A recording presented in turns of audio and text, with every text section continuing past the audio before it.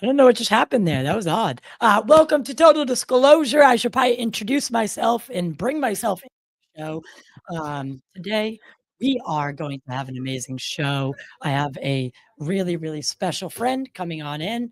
I don't even know what just happened. Everything's glitching. I apologize for my unpreparedness. So I'm going to start this from the top. Guys, today we have Chrissy Newton joining us, and from UFOs and astronomy to ancient civilizations, her curiosity is as limitless as the universe. By day, she's owner of VOCAB Communications and an award-winning PR professional with a knack for getting people talking. And by night, she hosts and produces a space, science, futurism, and UFO-themed video and audio podcast called Rebelliously Curious with Chrissy Newton for a science and space news website called The Debrief. We're all familiar with The Debrief here at Total Disclosure as we use and cite their articles very often. Chrissy has appeared on History, eTalk, HGTV, NewsNation, Dash Radio, Newstalk 1010, Marketing Magazine, and numerous other media outlets, while recently becoming a host of an Alien Encounters fact or fiction show airing on Discovery Plus and HBO Max. Additionally, she serves as a partner, writer, and director of the PR for The Debrief, and recent winner of the Canadian Podcast Awards for Best Science Series. So we're going to bring in, wow, my computer is literally just, something's wrong. That was probably the worst intro I've ever had. No, well, I wouldn't say That it's was terrible. I just think it's I think maybe what I'm going to do is shorten my intros for people and just be like, this is Chrissy. She just does a lot of things. Well, like, all the tabs were literally flashing. oh no. So I'm like, and then it was playing it back in my ear. So I was like, oh my God, what is going on? Right? Like the whole system just like shut down. And it was very, very awkward. So I apologize for that. No, it's okay. Really clunky intro, but we're here. Chrissy, thank you so much for joining me. Thank you. Thanks for having me, Ty. So do you live in Canada? I do. Yeah. I live in Toronto mainly, but I'm in Los Angeles a lot for work, for friends. I also just like, I shouldn't even just say Los Angeles. I'm in the States a lot, traveling. Sometimes I'm out there, like if I'm meeting people, having meetings and just kind of going back and forth a lot, going to conventions. Sometimes I've spoken at conventions, obviously filming when we did the show. So I spend a lot of time in the States, but my home, I am a Canadian and I live in Toronto, Canada. So everyone always tells me that I sound like I'm from Canada. I don't know in why. what part of Canada? That's the question. They don't tell me. They just say that I have and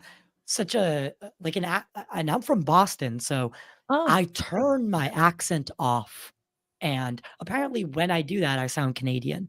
I don't get it. That might be like the way when people say like I say about, I think some people say a boot,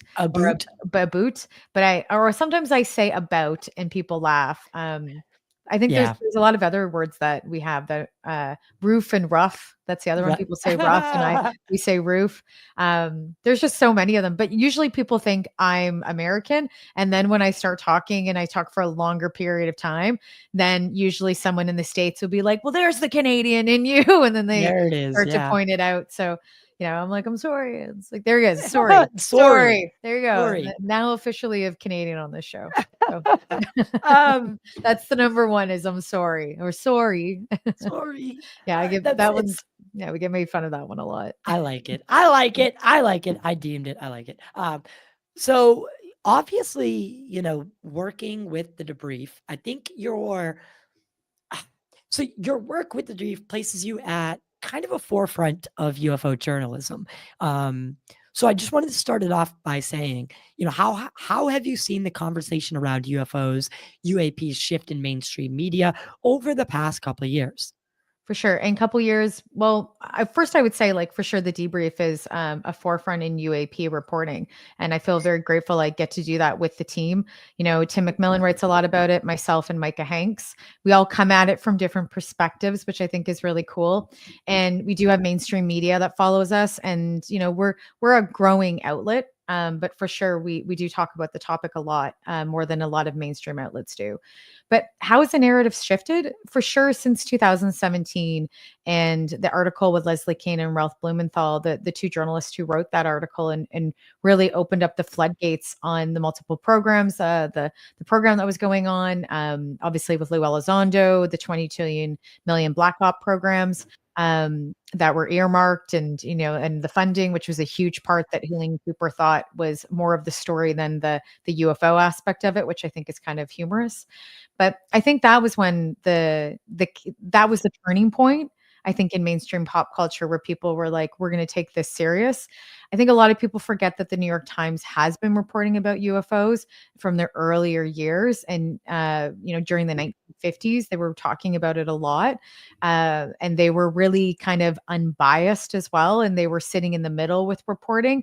And to this day, they still do as well. Right. It was very balanced reporting, I found. And agree, depending on who the writer is, we know that there's been tons of negative articles. Exactly one I can think of one we can think of one. specifically. Yeah. Yes, but outside of him and maybe some other contributors, I do feel that that's kind of balanced reporting, right? You can't always be positive. You have to show the negatives too. And so you just hope that that writer is not swayed in any degree or compromised in any degree. And if he's not compromised, then he's just trying to base things off what he feels are facts. Right? Or is evidence. But it doesn't mean that I don't know if he's compromised. And I think I don't even think the point of what we were discussing is, I think that is the mainstream conversation right now, right? We have a lot of people that are agreeing or disagreeing about UFOs, and we need to do that. We need to have those hard conversations with each other, at least in the mainstream media and within the general public, to get to a better idea of what these things are. We can't say yes to everything. We do have to say no too, right? We have to be mindful of both. Sorry. Okay. That's what I find so refreshing about it. Did you hear it? About? Did you? Yeah. I think I just heard Welcome to our side. Welcome to the dark side. Welcome to the Canadian side. Yeah. Which is apparently, Donald Trump said it was the 51st Oh state. man, I know. Did you hear that? Oh I my know. God. I know. What a troll he is. God. I But know. I was sorry, I just got off track. It's okay. But what I find super refreshing about you is you're very data driven and an analytical. What you bring to the table is very analytical. So you even in watching your show, your podcast, you're not quick to jump to a story and call it a UFO just for the sake of, a good story, quote unquote, sexy story. If you find, pretty easily that it's a satellite, you're going to come out and say it's a satellite. And I find that approach is definitely needed in this community when, people are so quick to share everything that they see or film in the sky. Yeah, I agree with you. Thank you for seeing that too. I'm like, I think for sure, I think we all have a place in this. Like for mine, I like as a journalistic perspective, that's my job, is to be able to get to the facts and then communicate those facts. And there's my cat in the background. Is Isaac. There he is. Hey, Isaac. Say bye, buddy. Little cameo. Yeah, he's so funny. Oh, he wants to get the tree.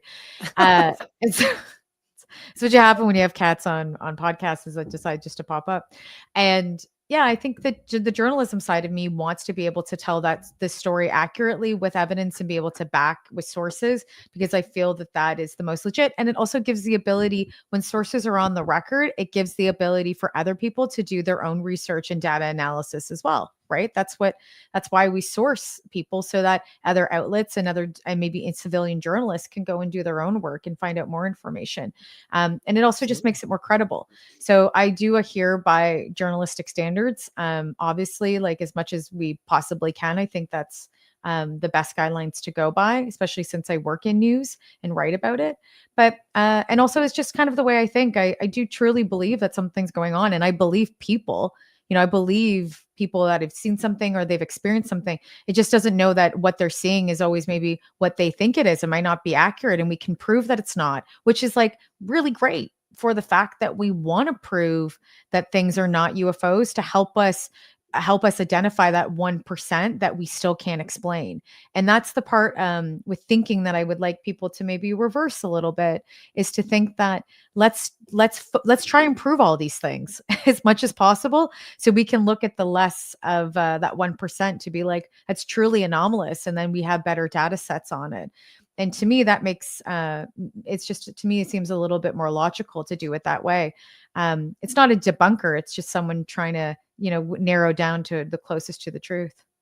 Yes, it's taking that scientific and journalistic approach Trying to. where, where in a while in a field that really doesn't allow as much as for the, repeatability and like 100% concrete evidence. So you have to be even more diligent than someone who's you know reporting on murder cases or whatever it is. I don't know, something more human.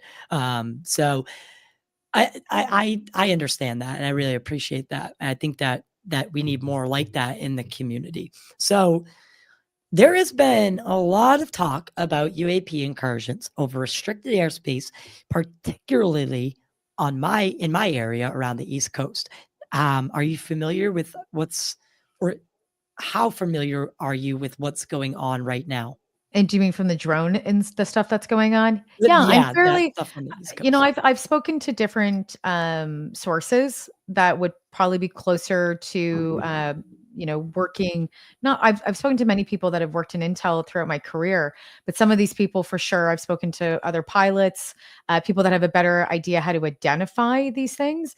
So some of them, and are maybe closer to intel than I am on a daily basis, and they don't even know to some degree. I think that what we need to be mindful of is that after observing this for like at least a month or the past couple of weeks consistently now within news media, I think we have to be mindful for sure. Some of these drones are people just messing around, right? There's a lot of those Absolutely. coming out and people doing, I think there's a promotion once, I shared it on my Instagram, where it's like there's a drone and it's doing the ludicrous song roll out. It's like playing it in the background, which is like hilarious because I shared it and somebody was like, is the aliens trying to tell me something? And really what it was a promo for two DJs that were like promoting a song. One of Yes. their ludicrous remixes that said roll out. And it's hilarious and it's funny in marketing, but it's not helping us trying to figure out what's going on in the drone situation. So we're seeing a lot Right. of like people's own independent drones, private drones, amateur flyers, amateur drone operators. But then we're also seeing, like, I think you were seeing a lot of these other size of drones out of the size of cars, right? So there's a few things with that. We know that China recently, I think in January, there was a press release that went out that they do have drones now that are the size of cars. They have a self-automated drone right now that does work autonomously, and it doesn't need a pilot, and it's using it for hospital runs and tons of different things, and it can fit one passenger in it, and it has a drone shaped kind of body, the spider legs, and then it has a top. I don't know what the what it would look like in the evening, but I've seen photos of it in the day through some of these media outlets that have covered it. So I've looked at that and said, okay, well, we know China has the ability to have drone size vehicles, right?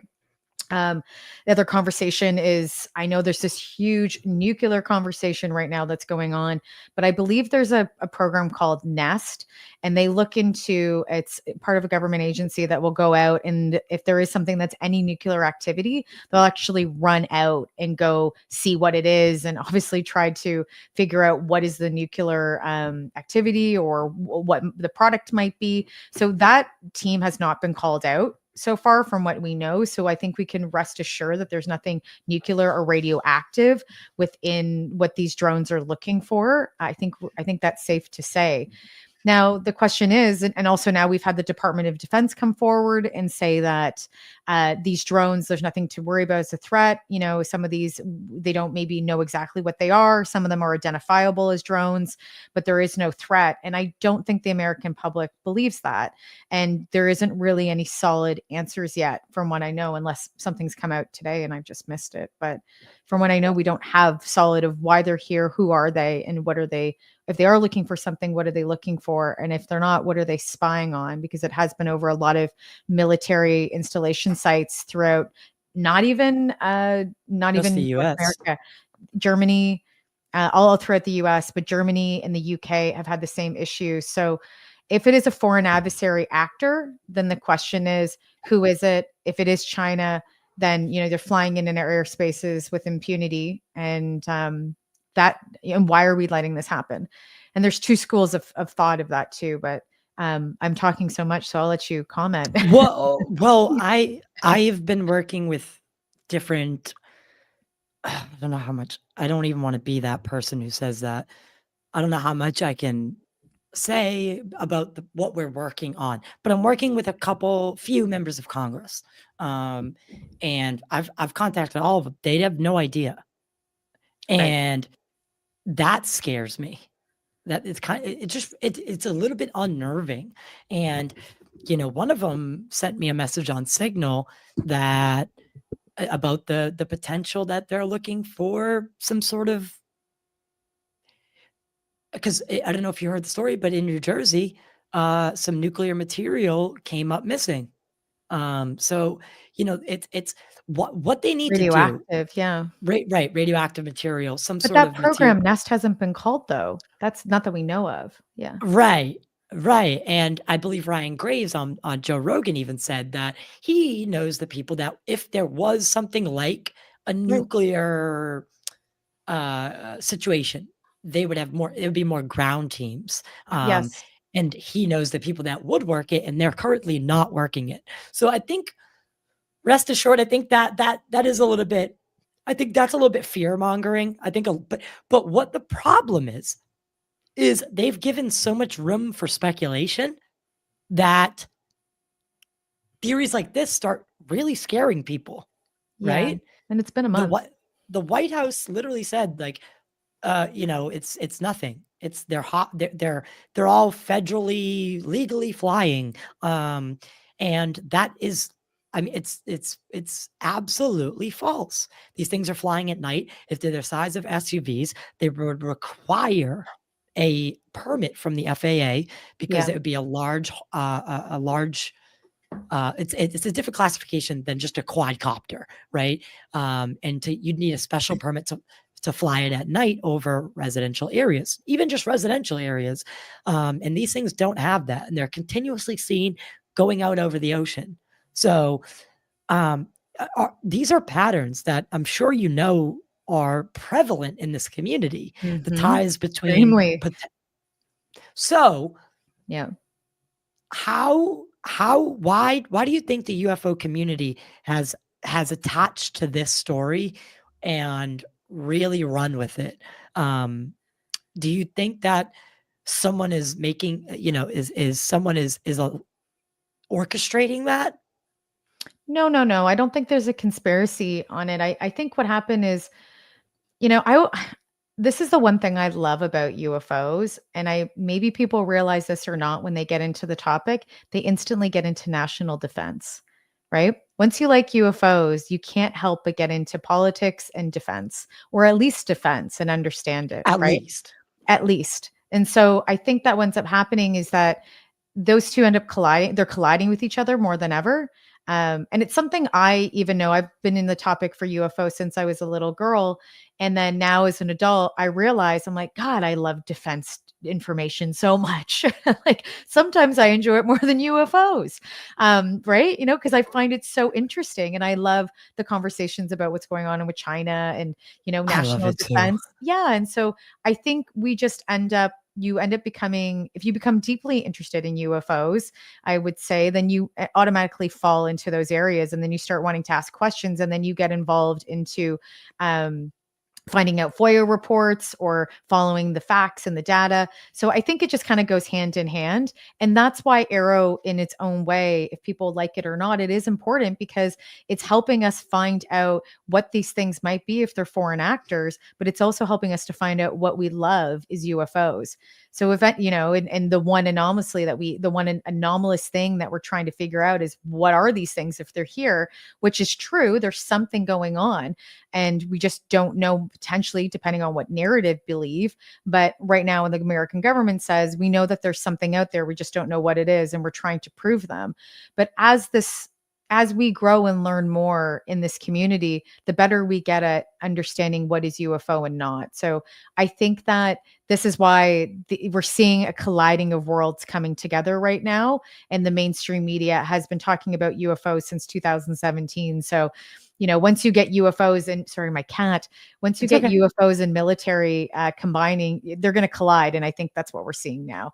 And you're getting the average person now that's like, what? Like, that's the other thing. We're getting all these new people that are like, There hold you on, is go. this unidentified flying objects? Is this aliens? Like, we don't know. And it's like, well, this is why we're in this topic, because finding out if something is what it is, and if it is extraterrestrial or interdimensional, whatever, that 1% is important, but it's also so important to understand what our adversaries are doing too, and how we have to obviously protect ourselves, right? And how we have to Right. work with allies, and understanding that, those things they do happen. Unfortunately, people don't always have our best interests at heart.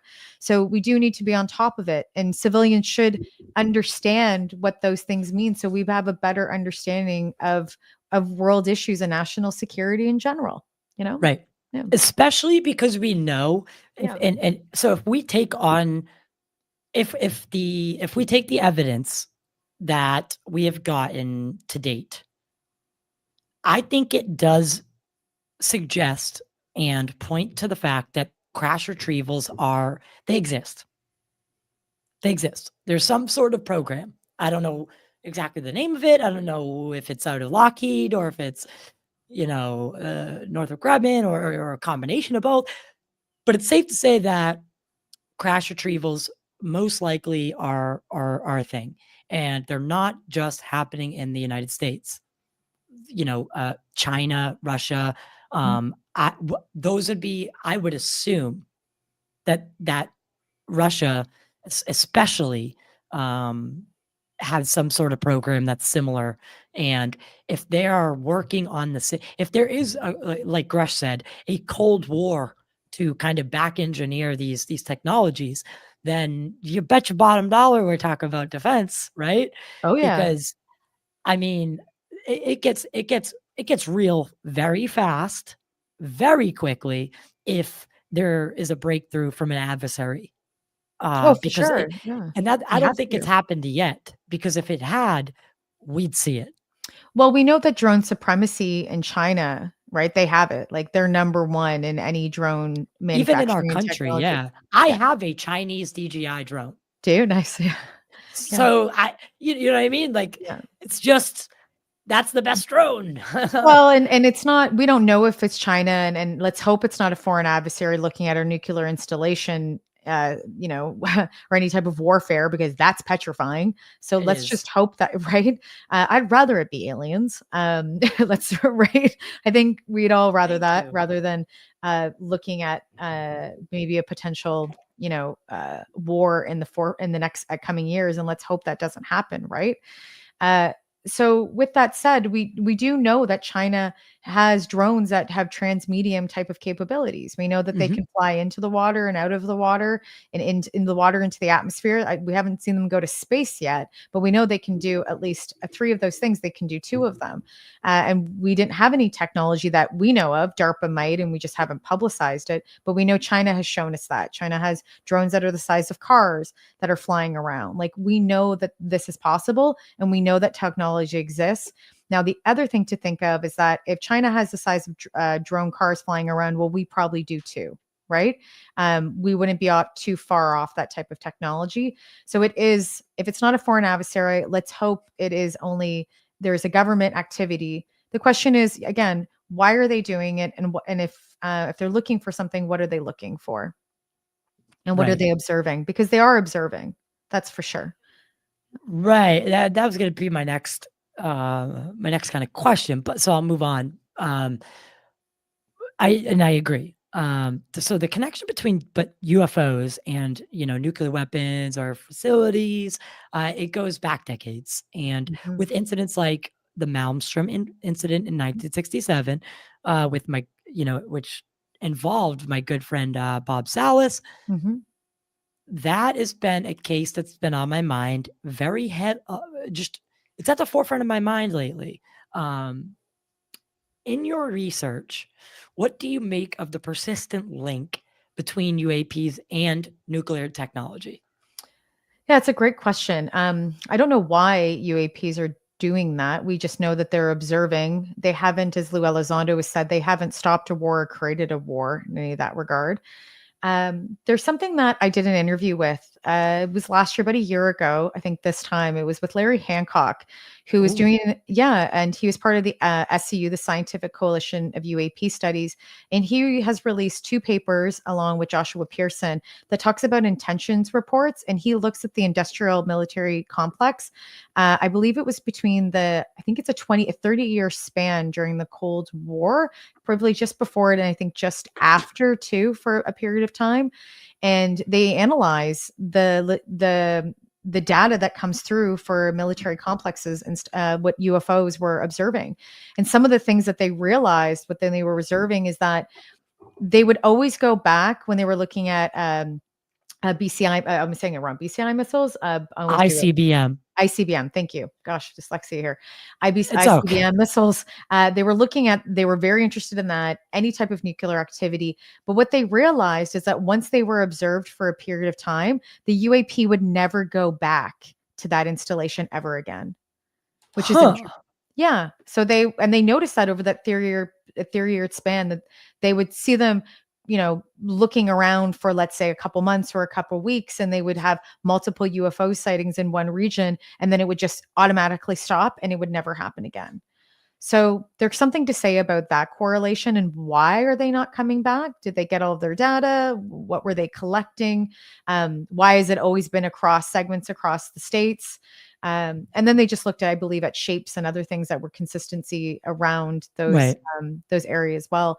And then what hasn't been released yet, I think, is that was a report on the correlations and data. And there's obviously a lot more. It was about a year ago I did that interview. So if anyone's interested, they can pop on my channel and watch it. Larry Hancock is just an amazing marketer and data analysis, and does amazing data analysis.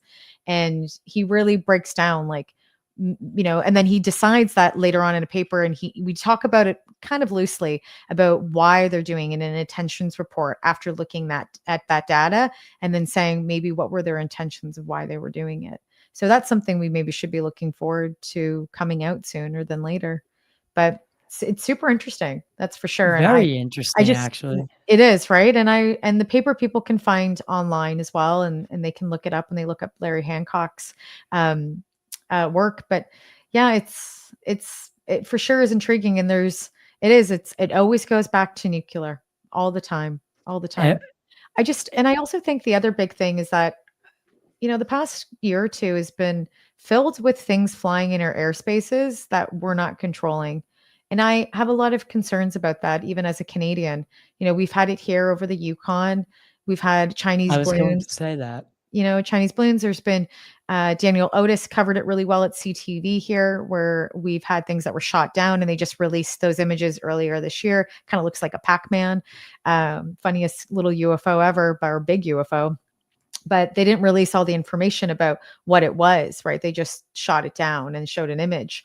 So we're waiting on more info about that. And then there was also we have all these things flying in impunity in our airspace. And it's like, why is this happening to us? And why is intelligence not saying more about it?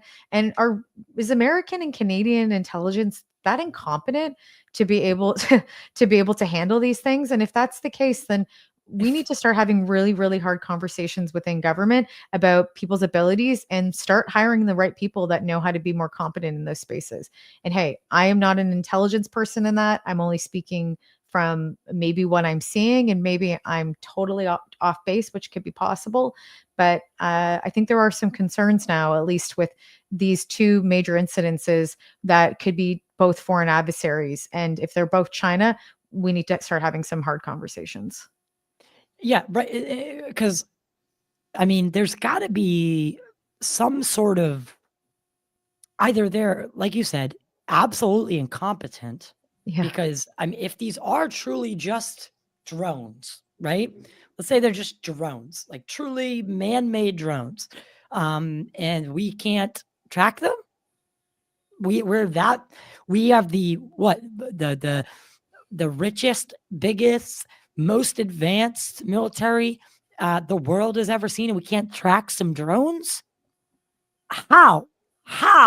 Yeah. And so that, like you said, it scares me. So if it's so, no matter what the outcome is, I think we have a lot of like big, hard questions to answer, because it's Yeah. either that, it's either one of our programs and it's black, in which case we do need to talk, right? Because where's the oversight? You're flying these things over residential areas, you're Yeah. flying these things over our sovereign borders. So why?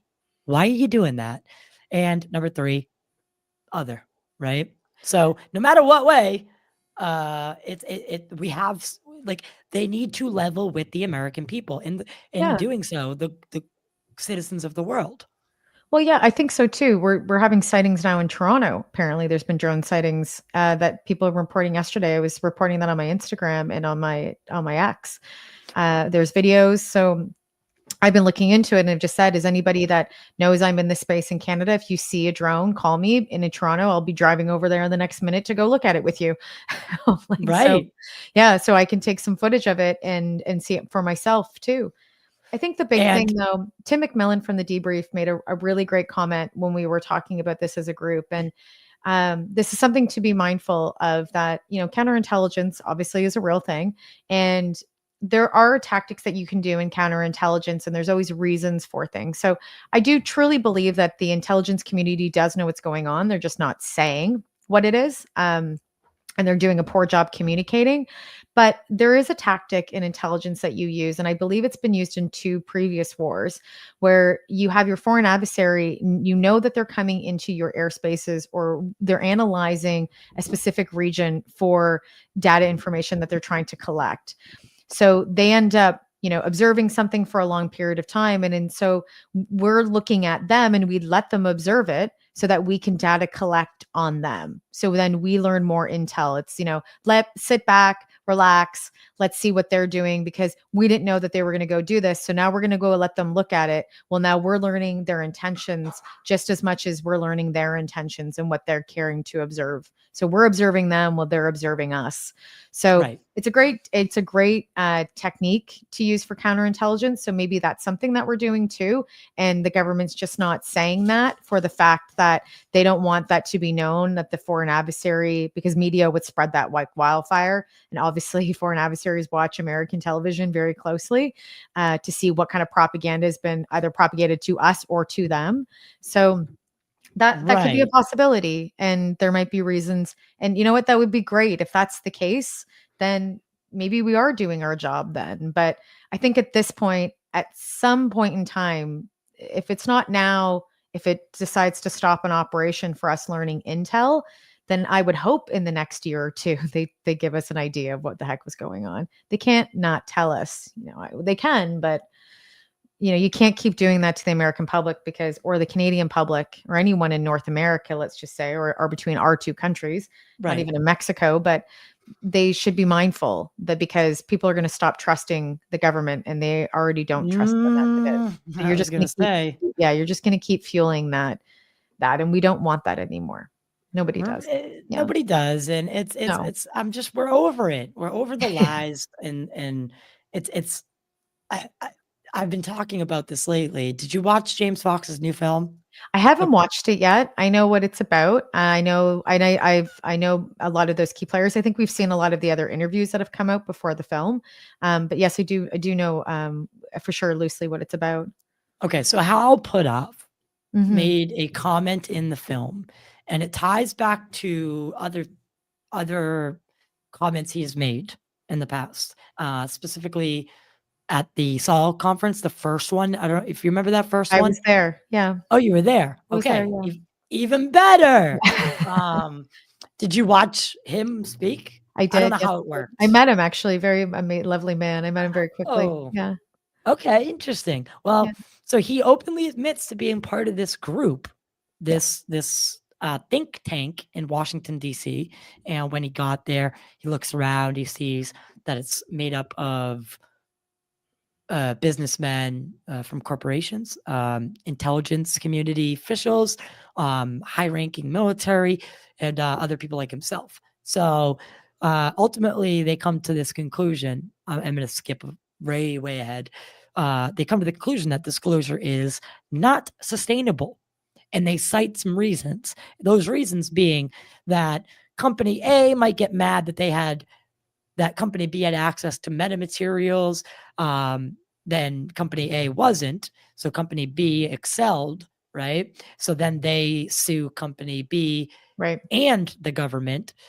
They talk about, collapse of sovereign borders, economies, and like, I'm sorry, but that doesn't matter to me. I mean, you made the bed, lie in it now. It's time to lie in it. And I just don't think that you can pigeonhole this type of information.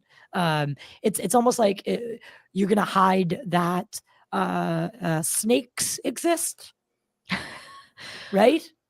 Yeah, I think that there's a lot of information that has not obviously been put forward. The question is what is accurate and what's not. Disinformation's a real thing. We do forget, I think, sometimes that, and I'm not saying that what Lou Elizondo and David Grush are saying is not accurate. We broke that story with David Grush at the debrief with Leslie Kane and Ralph Blumenthal. So it's not saying that those sources aren't accurate or what he's saying is not accurate, but the narrative has been consistent in UFO lore for a very long time. Richard Doty said the same things, and he did a disinformation campaign on Linda Moten Howe and Paul Benowitz, and he was saying very similar things in documents that David Grush and Lou Elizondo were claiming.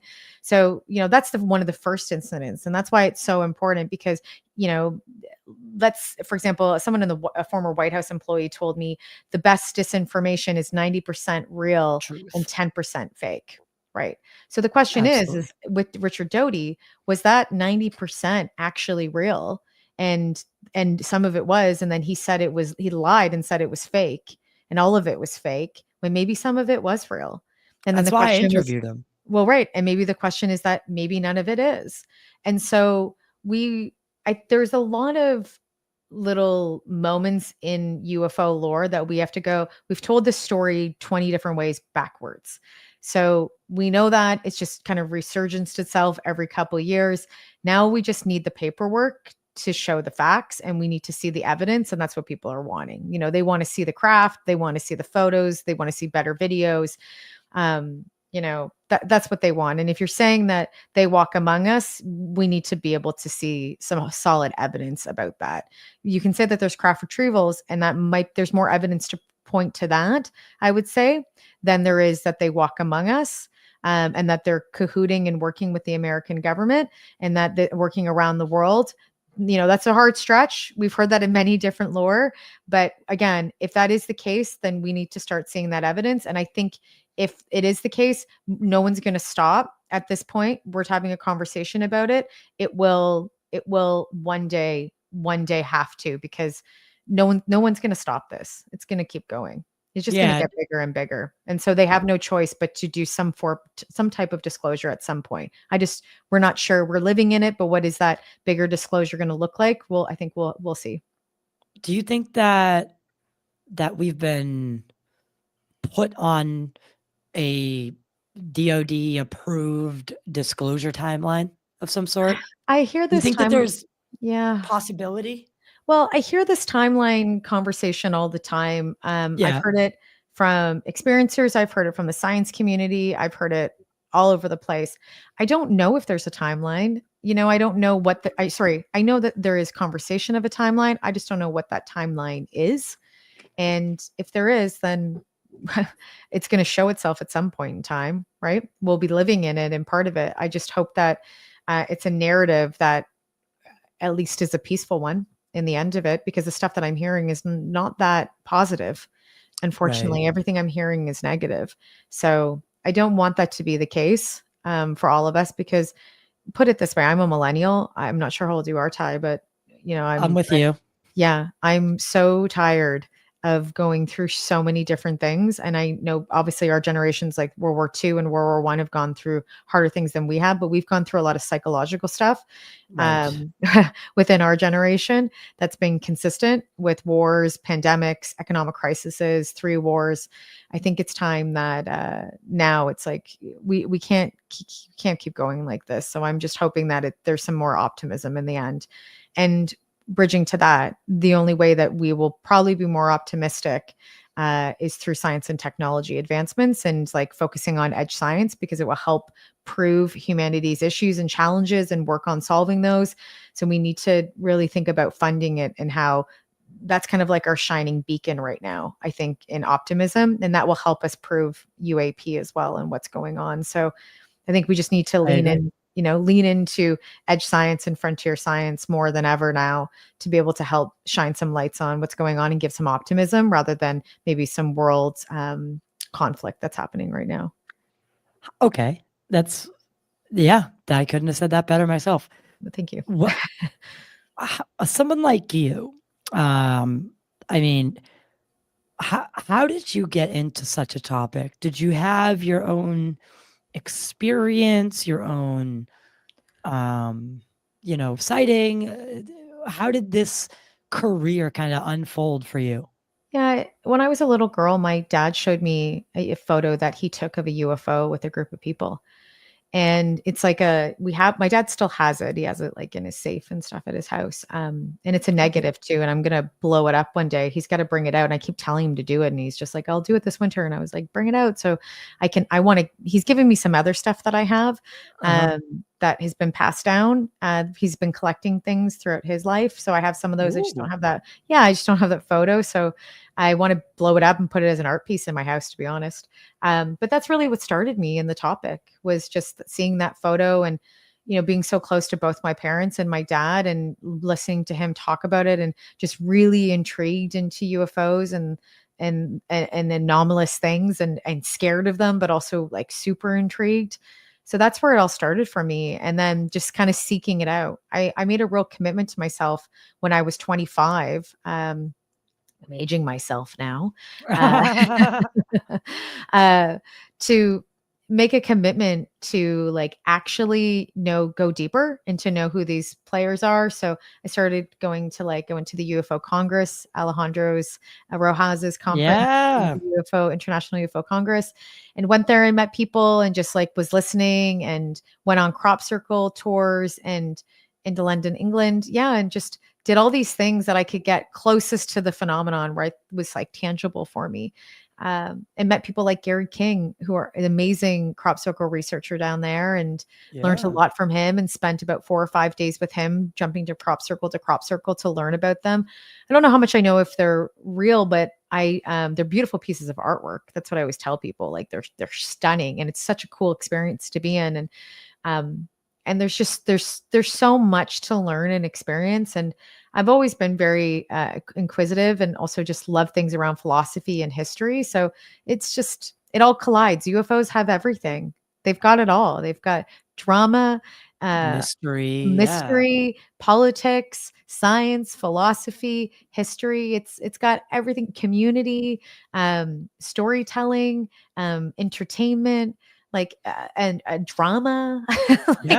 I think there's more. It's funny. I don't even watch, drama entertainment shows. There's more drama in the UFO community than there are in the TV shows I watch. I don't even watch that stuff. And even in my personal life, I don't even have that compared to all the stuff I see in the UFO space. So I always laugh because I'm like, people are like UFOs. I'm like, if you like drama and interpersonal conflicts, join the UFO community. We want you. Yeah, because there's lots of that. There's tons of it. But that's really what drew me towards it, was not the drama, but really just all the other things that I enjoy, and just finding that the people that are in the space, not all of them, but some of them have a lot of pillars that are common. I think it's truth and transparency they really enjoy and want, and a form of community around that space, or connection. I'll say maybe not community, but connection. People like to connect on this topic and they like to share ideas. You have to be kind of a little bit of a spy and in this topic. And yeah, and you also really you like truth and transparency. And I very much relate to those people in my life. Those are my friends in my life. My people in my general circles are people that I trust, and people that really care deeply about the truth, and they care deeply about being transparent. And so I think that that's other reasons why innately I'm probably in this topic as well. Yeah. And I think that, what I find really, really unique about the UFO topic specifically is that I mean, we see it even in government, right? It's bipartisan for the most part.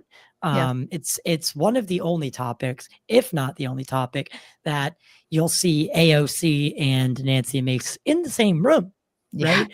Agreeing, right? And that's crazy to me. But on a fundamental level, when you actually start thinking about it, UFOs, right? Even though the U does stand for unidentified, most people tend to think that they're piloted by a non-human intelligence. So what that does is when we start talking about UFOs and extraterrestrials, non-human intelligence, it it transcends the conversation from a white person talking to a black person, or For sure. a straight person talking to a trans person. It transcends that into humanity talking about a non-human intelligence, right? So it puts us all on equal footing, if you, in a way, Yeah, and I I agree find with that to you. be unique. Yeah, I 100% I agree with that. We don't talk about ourselves, we talk about the topic. Exactly. Yeah, Yes. and I think that that's wonderful. People get together and they just share information, and they might talk about their experience adjacent to the topic, but they ask questions, and then they share information, and then we exchange experiences too if people have had them, and then you're Yes. listening to them. So there's that. But yeah, we do talk more about the topic, or we talk about history, Right. and we want to exchange information and ideas, and I think that's really fun. And then there's, every time I've gone to a conference, if I've spoken at it or I've just attended, it's after you're in the hotel and everybody's like hanging out until like 2 a.m. or like 11 o'clock, 12 o'clock at night, having a drink and just connecting. And that's the other part. Like there is that connection point to that. Some of my closest friends now, outside of like my friends in Toronto, I've met some really amazing academics that I probably thought I'd never have in my life, and they're someone that I can call and chat with and just talk about this topic with, and have different perspectives. They might be anthropologists. They could be, some who work in science and technology, some are neurologists. So I can have those conversations with them. And for a woman that's in journalism and started in communications and public relations, it's not that I don't think that I'm smart enough to have those conversations. It's not that at all. It's just that the science communities, I think, are really great because, in the UFO space, are great because people are always open to have those conversations, right? That's how you learn. That's how you connect. That's how you exchange information and you grow better. And there's, for sure, people can be snobs in certain aspects, but I find that the science community, compared to like finance and other communities and other industries, are very open to have time and spend time and to learn and to connect, especially within in this area of the topic. So that's it. And I just feel very grateful that I get to have these conversations with people that are brighter than I am. And I learn so Right. much. Yeah. And I learn so much from them every day. And I feel very grateful because I think at the end of my life, I'm going to probably feel, my brain will feel very fulfilled with all different types of knowledge that I've been able to collect because of these people. So yeah, Yeah. I'm very thankful for them. Yeah. Sometimes I was even telling this to someone the other night. Sometimes I have to pinch myself because of the people I can literally just call. And next thing you know, 2 hours have gone by. And, these are some of the people that I looked up to for Mhm. maybe since ever, you know? And now I get to work with them. And it's really been amazing. And I get that. Not quite on that level. I don't have anthropologist contacts. That'd be awesome. But Well, you can always give me a ring. I've got tons that you can talk to. oh, I love that. I would love that. Yeah. Someone I really, really like. in your bio, you said you were interested in like ancient civilizations. Yeah, That is a conversation that I can't get enough of lately. nice. So it's it I, maybe next time we can get into that. But I you've covered plenty of high level discussions about UAPs. What's one event or development in the last, year, 2 years that you think hasn't maybe received the attention it deserves? Oh, geez. Oh, It's a hard one. I know that's a hard one because I think that if it's like for sure, there's probably cases I haven't even heard of that need attention, which would make Right. sense. Right. I don't really know. I do. The first thing that comes to my mind, and I think a lot of people obviously know it of the UFO community, and maybe more from a mainstream perspective, was the movie Aerial Phenomenon by Randall Nickerson about the kids that were in In Zimbabwe. Zimbabwe? Yeah. Oh, I okay, think okay. that had like a really big time within the UAP space, but I feel that the mainstream did not pick it up as much as they possibly could. And I feel that that really needs a resurgence in it because Randall did a fabulous job. Randall Nickerson is one of the best directors, if not the best, I will say, actually, in this space.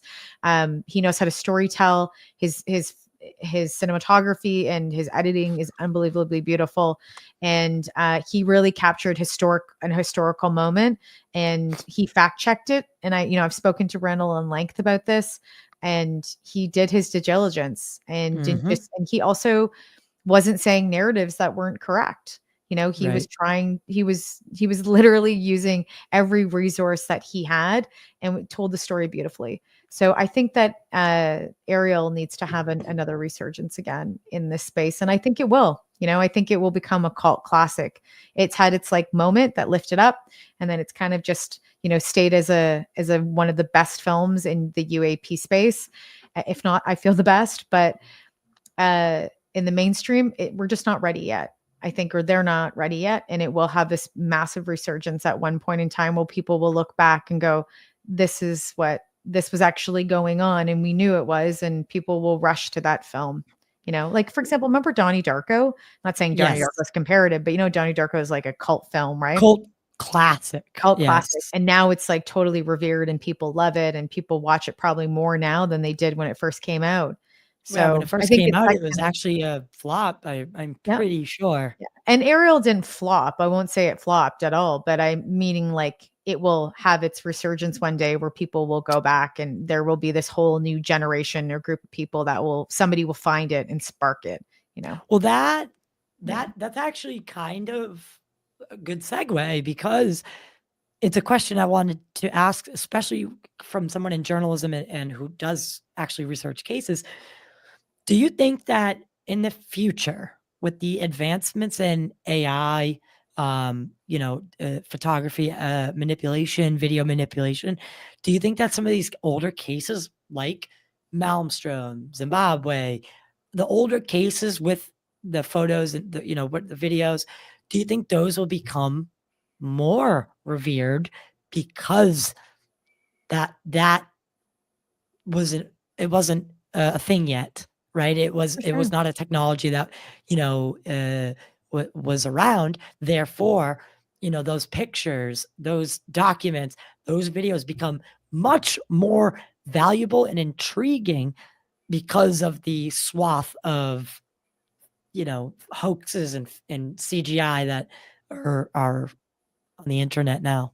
And Yeah. Oh, for sure. I think that 100%. I would say that more than likely we'll be able to probably prove a lot of things that were not UAP that are not UAP or we thought were UAP and not.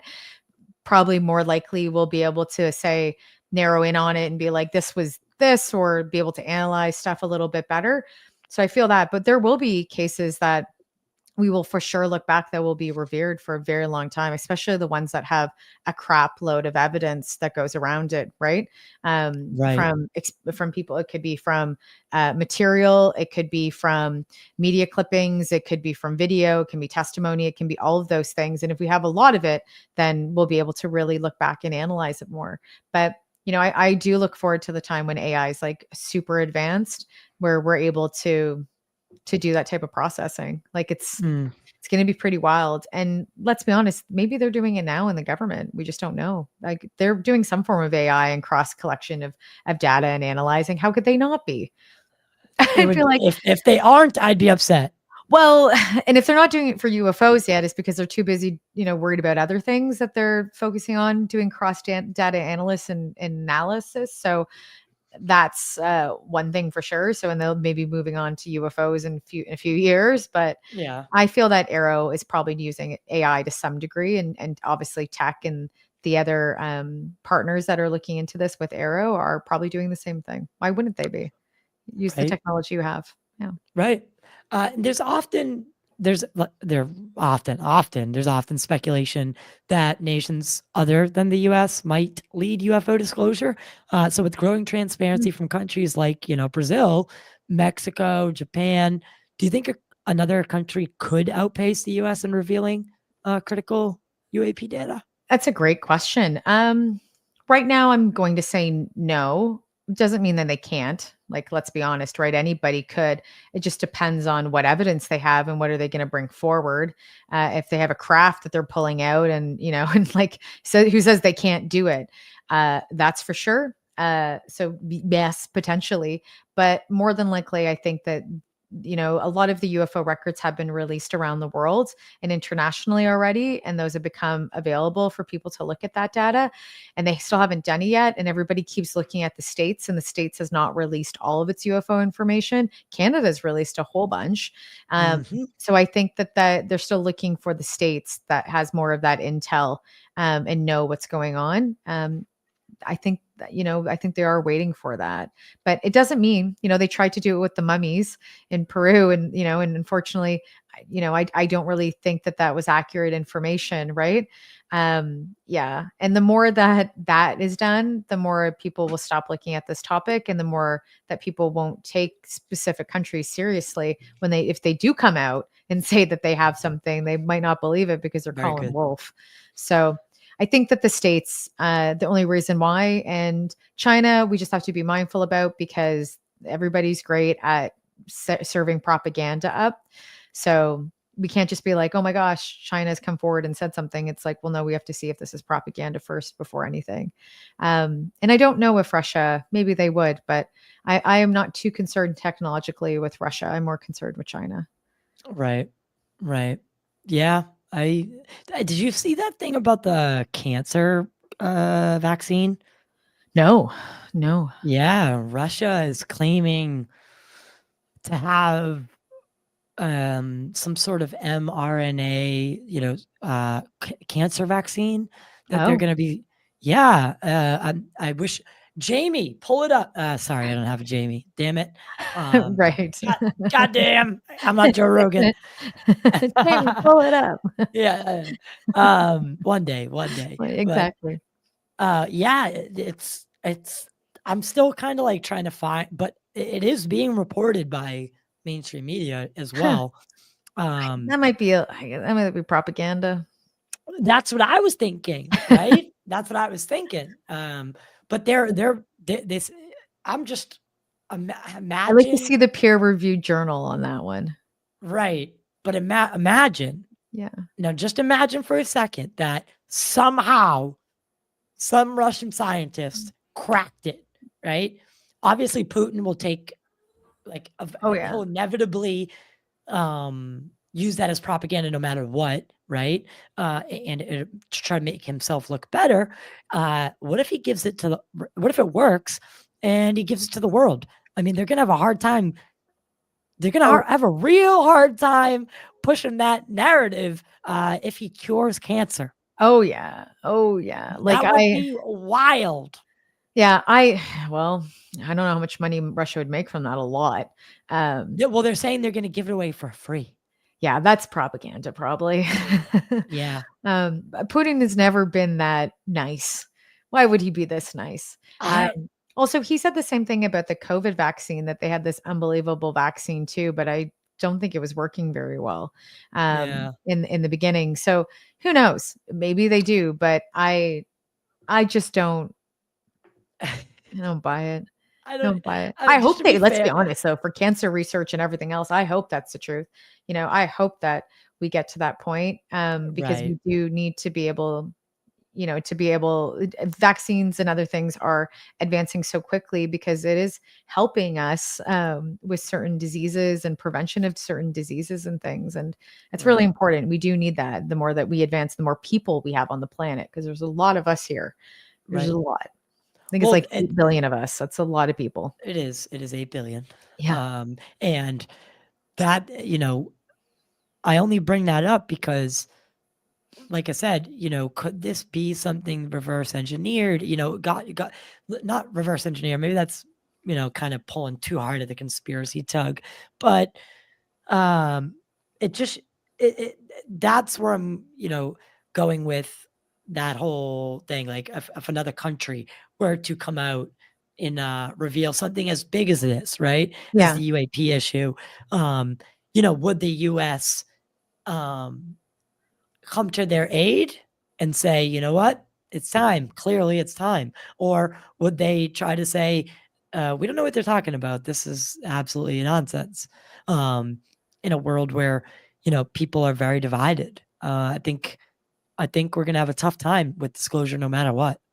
Oh, I think, yeah, I don't think we're ready. Like, I think some people are ready. Don't get me wrong. I think You know, majority of us, yeah, but I don't think the global, I don't think the global world is ready for it. I think that, well, first of all, maybe we're ready to have the conversation. But once we're told that, I think it will be, first of all, I don't think people will believe. I call this a pandemic of not believing that we live in right now. It's not a pandemic of certain things. It's people not believing each other. I truly believe that. We no, see it you're all the right. time, right? We see it all the time that people don't believe each other, and for many things that have happened to them or experiences. So that's an issue.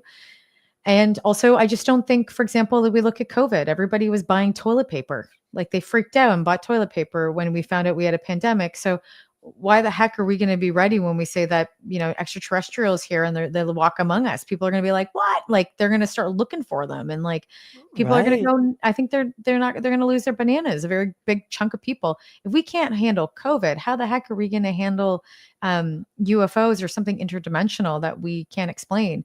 It's about how they go about doing disclosure. I think for example, if we say we find something, which would be more than likely the James Webb Telescope is like, hey, we found something and it's really far away from us. So don't worry. No, they probably won't get here. Maybe they have, we're not too sure, but we know that they're really far away. So there's no way in this generation that they're ever going to hurt you. Then we'd be like, okay, cool. Let's find out who they are. Let's send probes there. Let's send communications. You can see all these people making all their homemade devices trying to, communicate to like some other Phone home. phone home civilization. So I think that won't cause pandemonium, but saying that they're here or that they've always been here and that we don't know what they are and we don't know how to protect you, to any type of that wording is going to scare the crap out of people. And if we, again, they're probably going to start buying toilet paper, like That's who so knows? funny that you can't that because you're right. They would. They would like Toilet paper is the first thing to go every always, time. yeah, just stock up on TP and you'll be fine.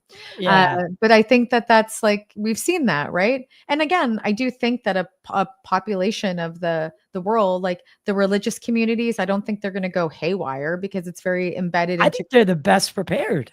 Yeah, they are the best prepared. So because they already believe in the Catholic religions, already believe in angels and demons. So Which by non-human things, definition are non-human, right?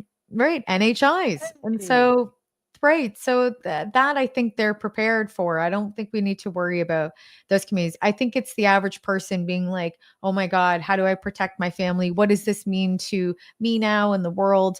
I think that will have a hard time with it. I don't think they're I don't know if we're fully equipped yet mentally to deal Okay. with it because we couldn't fully equip mentally dealing with a pandemic. Um, I don't I just maybe it's a bad comparison, but I just don't think No, it's not. It's because it's something that it COVID, right? At one point in the beginning when people really didn't know what was going on, like yeah. truly, it was this invisible disease that could get you, right? Or it was this invisible infection that could be anywhere. It could get you, right? Um, it is a good comparison Thank you. because it didn't matter if you were black, white, straight, gay, green, blue, yellow, didn't matter, rich, poor, nothing. COVID affected everyone at that time the same, right? That's how we were looking at it. And this would too. Obviously there's more nuance to both. And obviously there's a lot more than just what I just said on the surface. But for the most part, I tend to think that you're right. And that kind of disappoints me because any disclosure would then become catastrophic. Yeah, and I don't want it to be catastrophic. I just think that it would take a long time for people to adjust. I think off the hop, people will be like, they either won't believe it, and then some people will freak out, right? Yeah. Well, so did this happen to you at Because that all happened with ever? COVID. A lot of people didn't believe it either, and a lot of people freaked out. No, yeah, and that's what I mean. And so because you've been engulfed in this information for so long, did you ever kind of have like existential, like Oh, for sure. almost too much? All the time. Yeah. I Right. go through my own I always say like I've been in this topic. That's why I don't think we're ready. It's not because my experience is what everyone's going to experience. We all experience different things based on our experiences in life and how our brains operate and how they're programmed. But I will say from knowing my example of my life and being experiencing this topic, forever always thinking that UFOs were real, never thinking that they weren't real growing up, right? I never really questioned that narrative. If anything, I just wanted to know what they were, right? I never was like, well, this isn't real. So I've always lived in the space that they were real. Now, learning new information, I have paradigm shifts, especially the David Grush information. When that came out, I went, okay, if this is part of a confirmation to some degree, then what about Debbie down the street? That was Right. a real concern for me. I was like, I was worried when we released that article a little bit, what she might do or what she would think and how it would affect her. That was a real concern for me because I was also having a hard time at moments ingesting information and really truly being like, if this is all accurate, like why am I working? Why am I not on a beach?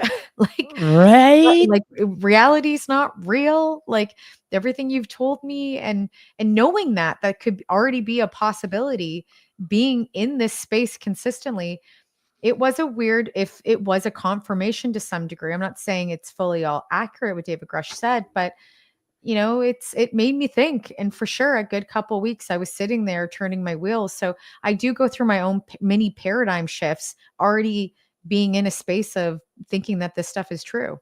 Right. And So we're what is the constantly person down the street going to do when they've never ever thought about this topic their entire life, or they just thought about it and said, "Oh, it's hogwash." And and then they yeah, get and then they're smacked with told it. that day, and there's all this evidence and proof, and all these things come forward, and they go, "Oh my gosh, are they gonna look back and be like, was everything I told a lie? Like what was I believing my whole life?" And some people might be like, "Sure, whatever. Like I'm not surprised," and move on. But I think there will be a segment of the population that's gonna have some existential crisis to some degree. Yeah, Yeah. because I we all go mean, through them. I think at some point. Have you, Tyler? oh my God, almost 3 times a week. Yeah, fair enough. Literally, like 3 times a week. I'm like, what the fuck? Uh, It's Jesus. true. And so, Right? Like, you yeah, almost feel like you're like, because sometimes I feel like I am outside of the matrix a little, like I'm yeah, a fair. little bit more removed than average Joe, right? Yeah. You are as well. So it's almost like you watch everyone just living their lives and you're like, you guys don't know. Like, how do you guys, Well, what are you maybe some of guys them do, we just doing? don't know. Um, Right? a lot of people don't care. I know. And that's the thing again, like they don't believe and they don't care. And I think again, those are like kind of pandemics that we have. We need to really start caring about each other and we really need to start like believing people. And then maybe we'll start to find some truths in things because most people just walk day to day. And I think this is really sad. And it's I see it both in Canada and the States and around the world. You know, people don't really care about each other, unfortunately. They care about their family and their friends and they don't really care about anything else. And hey, you know, like sometimes people have different struggles that they obviously need to worry about first in real life. Maslow's hierarchy of needs. There's some people that are just unfortunately just trying to build a foundation and a base and get by and are working 4 jobs and have to pay have to put food on the table, and thinking about anything else except for surviving is real. We see them in developing nations everywhere else. They don't have time to think bigger because they're too worried about surviving. And so once thankfully, if you're privileged enough, depending on where you sit on this hierarchy of Maslow's needs, if you're lucky enough that you get to focus on thinking about ideas and be comfortable and have a roof over your head and you have the basic needs and you have hit somewhat of that higher Maslow hierarchy of needs, you're very privileged and you're very lucky. So you get to think about these ideas more because you're not in survival. So we have to be thankful that the people that do get to think about these, and not saying that people that are still working don't get to have bright ideas. It's just the conversation of how much time do you get to spend thinking about things, right? Right. When you're struggling to get rent paid, UFOs aren't really in a luxury, a luxury you can afford to. Right. And doesn't get me wrong, there's probably a group of people for sure that still love the topic, even though, and they're trying to learn more. And they're also like, that is totally possible too. It's just majority of people are probably not always focused on that topic because they're just trying to focus on other needs that they need to meet first, which is totally fair and understandable. And I get it. And some people just don't care. That's the point. And that's the truth. And they don't. And you know what? That's okay too. Like we can't all care about everything every moment of the day, but at least what we can do is care about each other and believe people when they say things. Remember, I believe it was the Grush hearing. That was also taking place. I don't know if you remember, but it was taking place during the same time that the Johnny Depp Amber Heard trial was taking place. Which one do you think got more coverage? Oh yeah, Johnny Depp and Amber Heard. Of course, that is the other flip side, right? Yeah, that was an unfortunate time. It's very, very unfortunate, and I think it really was just it highlighted abusive relationships, and that's important for people to see because both people were abusive, right? I think what we saw there was that people favor Johnny Depp because he had good PR, but really those were both very abusive people abusing each other. Yeah, that's God. Yeah, but that's another show. But David Grush is on the stand, right? On the stand, taking an oath and saying things that people need to hear, and they were not tuned in it, and then the discredit campaign that came after, leaking his PTSD. I mean, God forbid, someone who's in a combat zone has a little trouble, right? It's just, it was terrible. The David Grush thing really upset me because you saw how quick the channel could be changed, right? Oh, very and how quickly. fast, because people like to say, oh, the toothpaste can't go back in the bottle. You're out of your mind if you don't think they will fight tooth and nail to keep this secret as long as possible. Oh yeah, so for sure. And it sucks, but it is what it is. And so we're kind of winding down. But if I want to ask you, if these UAP incursions represent something non-human, well,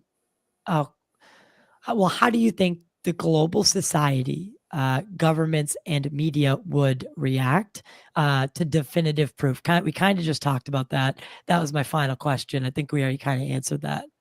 Yeah, we literally just answered that. I think we did. Yeah. I will say that one thing that I think is important, and we've brought this up a couple times throughout the years, and Lee Spiegel and Jacques Vallée have worked on this, is trying to get this topic into the United Nations. I think that if that does happen, I would hope that the United Nations would stand up and create a playbook about how to communicate to the public about these issues, along with then creating protocol and how to talk to something that's an NHI. And then how do we collect data and share data around the world and analyze it together? So I think that would be next step, where we'd have to look at government agencies and organizations to be able to step forward and start creating plans that are international, not right. country based. Right. So do you think that there is, finally, because I guess this is where that question heads is, do you think that there could be potentially some sort of, because like you said earlier, we know the case in Malmstrom where they turned off the nuclear weapons. There was a case in Russia with that George Knapp uncovered after the fall of the Soviet Union when the KGB released certain files. There was an incident at I think it was a Ukrainian actually facility where they turned the weapons on. Ultimately, nothing happened in either case. The weapons weren't even damaged, but they were taken apart, inspected. There's been other cases like Bob Jacobs, where he watched, he was recording and of a dummy warhead. UFO comes in a screen, kind of hits it with a beam, hits it with another beam, does a 360 around it. The thing tumbles out of the sky. Do you think there's some sort of global monitoring system where they're I don't know. I don't know if there is. I would imagine that I don't know if there's global, but I know that we have monitoring systems obviously within our own airspaces in North America, right? We're consistently monitoring that, but I don't think there's global sharing. I think we're globally tapped into all different satellites that are obviously floating around. And so we're able to see what's happening globally, even though we're they might be North American satellites. So yes, there are global tracking systems to some degree, but are they working together globally? I think that data of information is very privy to their own country that's there. Unless you're an adversary, then you'll share that information, or sorry, unless you're an ally, then you would share that information potentially with your other allies. But I think it's really all of that information really stands between everyone's country. And maybe not every country really does it, right? Because they don't have a defense budget. We've got small little countries that have a very tiny, tiny military because they have no need for it, right? Right. I meant from internal conflicts, not massive wars. Right. So I meant from the UFO perspective. Do you think that they do monitoring our I don't know. globally? I don't know. Probably. This is not just a United States thing. Yeah, I would imagine for sure if they are here, like if we're saying that hypothesis is accurate and they are here, and for sure they would be watching us globally. I wouldn't see why they wouldn't. We watch everybody globally. Why wouldn't they watching us? Right. So, same as same, would imagine. So yeah, I think the question is to find out, like, if they are here, why they're here, how long have they been here? Have they been here forever? And what are the next steps that we do to be able to integrate this in society so that it's normalized and we move on and we have a better understanding of who we are and what's going on in the universe. Right. I just, because in general, what's going on in consciousness. If they've been around forever, which is something that I really do think is more of the truth, because I mean, you look throughout history and the stories and religious texts and various other I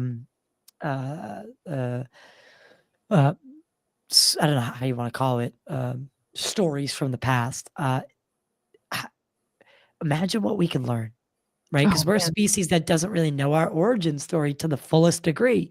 So, if disclosure did happen and we were able to, one day find all these answers, I think that would be just absolutely amazing. And that's why I think the cover up aggravates me. It's like, what could we learn? How could we advance? How could we solve some of our own issues on this earth, if given the chance by this, disclosure process. But it seems to be being pigeonholed over greed, and that frustrates me, right? Yeah. So Oh, immensely, immensely. I wish we weren't a very greedy world. Yeah.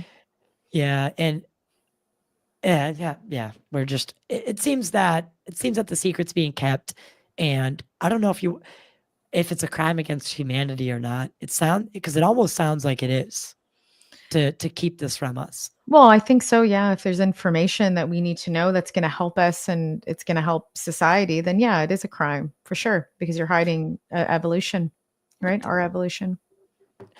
Right. And like so that's what I talked about earlier, is like you can't hide that a snake exists, right? No. Like it's part of nature, if you want to call it that. And you Yeah. can't, like, you don't have to show me, like, I know that there's things that need to be secret, right? For national Mhm. security reasons. Like, you can keep your secrets, your sources, keep them protected, your methods, keep them under wraps, right? Do all that stuff. But I do think that we could be given some more of these high res videos that are spoken about by people like Elizondo. And I do think that we can handle it. I know that you said that you might, think that disclosure might be, like you said, a little chaotic. But I think it's happening. Yeah, I think we're living through a form of disclosure closure. We're like, step one out of probably like multiple steps that we're gonna be living Yeah, through, right? Like it is a disclosure. You can't say it's not, right?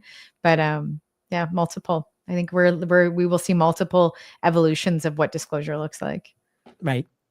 So what is next for Chrissy, and what are you doing right now? What's on the horizon?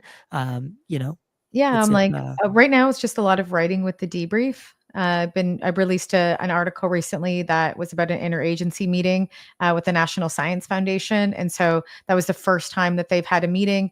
Yeah, that was about edge technologies or disruptive technologies in ed science or frontier science, if you want to call it. And UFOs were at the table, so there was a lot of really really smart minds in that meeting, and I luckily was the first person to be able to write about it and get that meeting forward and published that yesterday. So it's done fairly well in different spaces within edge technology and communities.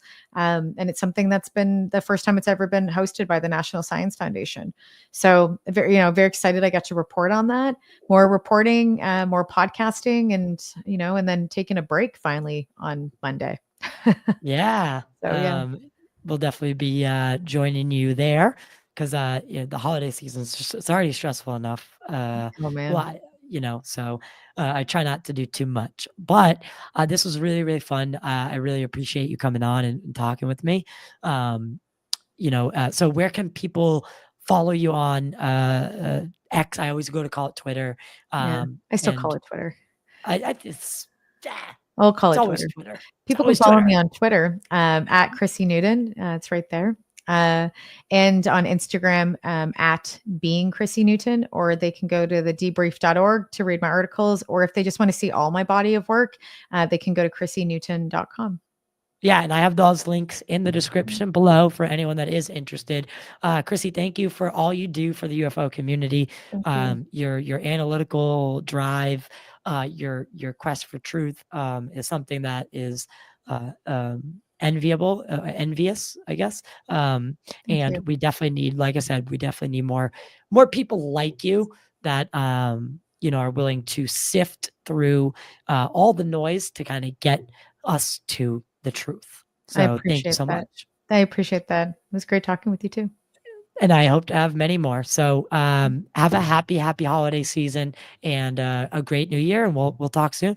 That sounds good. Happy holidays. All right. I don't know why my camera keeps going out, but No. I'm just going to finish it off. No camera, because it just keeps going out. Clearly, technology is not with me today. Guys, thank you for watching. If you're listening on any of those podcast platforms, be sure to review the show. It really does help get us to a wider audience. We can keep giving you the best content possible. If you're watching on YouTube, which we did just launch, again, we're going to be doing the video podcast over there. Like, share, and subscribe. We will see you next time. Keep your eye to the sky. You never know what might fly by.